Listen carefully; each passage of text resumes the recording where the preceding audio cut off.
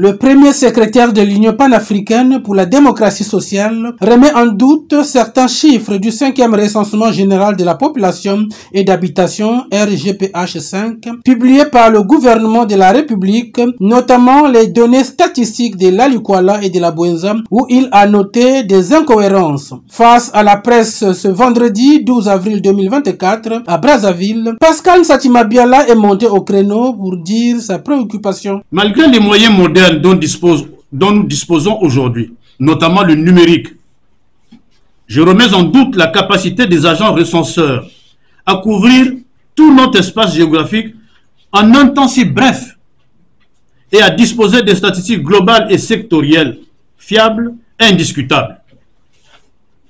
Ceci pose effectivement un problème de crédibilité que j'ai cru nécessaire d'évoquer au cours de la séance plénière de l'Assemblée nationale et à cette conférence de presse avec documents statistiques à l'appui de notre raisonnement. Le chef de file de l'opposition congolaise a saisi cette occasion pour dénoncer le comportement partial du président de l'Assemblée nationale à l'hémicycle et aussi du Premier ministre et chef du gouvernement qu'il accuse de donner de fausses informations. L'honorable Isidore Mvouba s'illustre par une volonté récurrente de frustrer le débat et l'action parlementaire, parfois allant jusqu'au procès d'intention à l'égard des honorables députés qui ne sont pas de son bord politique.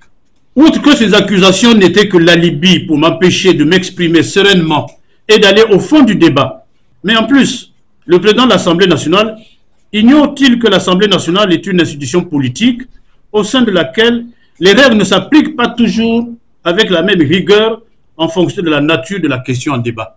Mais le ministère du Plan, c'est le gouvernement. Et quand on regarde, effectivement, il y a des écarts importants. Les propagateurs de ces fausses informations dont parle M. le Premier ministre sont donc les experts du ministère du Plan et de la Statistique. C'est eux qui nous ont induits en erreur. Le premier secrétaire de l'UPADS déplore l'absence des médias chauds dans la publication des résultats du RGPH5 qui, selon lui, ont été peu sollicités.